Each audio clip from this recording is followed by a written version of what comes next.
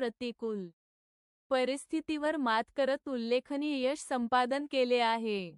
आर्थिक, कौटुंबिक व सामाजिक अडचणींचा सामना करत विद्यार्थ्यांनी मिळवलेले हे यश परिसरात कौतुकाचा विषय ठरत आहे. यावर्षी शाळेतील एकूण 32 विद्यार्थ्यांनी यश संपादन करून शाळेच्या यशात भर घातली आहे.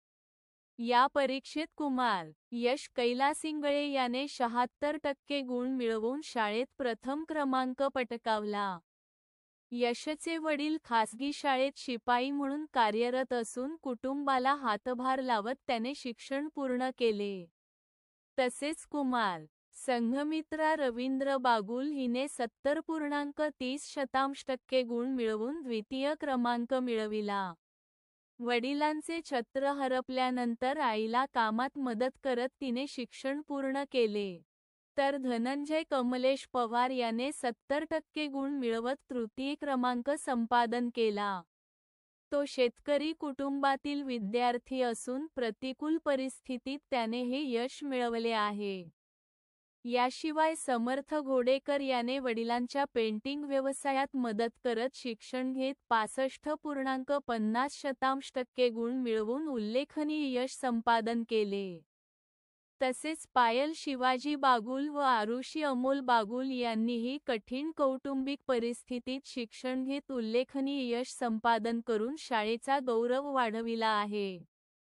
यावर्षी परीक्षा केंद्रांवर कडक नियम व कॅमेऱ्यांच्या देखरेखीखाली परीक्षा होत असतानाही ग्रामीण भागातील विद्यार्थ्यांनी आपल्या मेहनतीच्या जोरावर यशाची पताका फडकावली.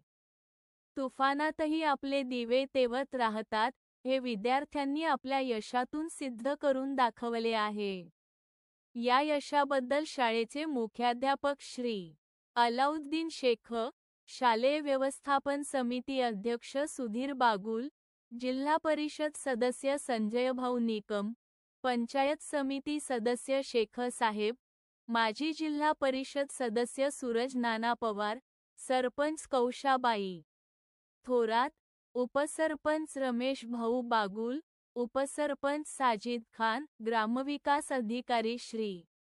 भीमराज दाणे, माजी सरपंच गोरखनाथ शिंदे, संजय जेजुरकर, उपाध्यक्ष शफीक शेख, संतोष कासलीवाल, माजी उपसरपंच महम्मद शेख, माजी उपसरपंच मोबीन भाई, माजी उपसरपंच उत्तम पवार, ग्रामपंचायत सदस्य विलास पवार, संदीप पवार, शिवाजी जाधव, पत्रकार मोबीन पठाण, राजेंद्र जानराव, दिग्विजय पवार, ताराचंद अण्णा वेळंजकर, महेश जगदाळे, राजू आंबेकर तसेच सर्व गावकरी यांनी विद्यार्थ्यांचे अभिनंदन करून पुढील वाटचालीस हार्दिक शुभेच्छा दिल्या आहेत. महाराष्ट्र ग्रामीण न्यूज, पत्रकार दिग्विजय पवार. नमस्कार, आपण पाहतायत महाराष्ट्र ग्रामीण न्यूज. वैजापूर. कठीण परिस्थिती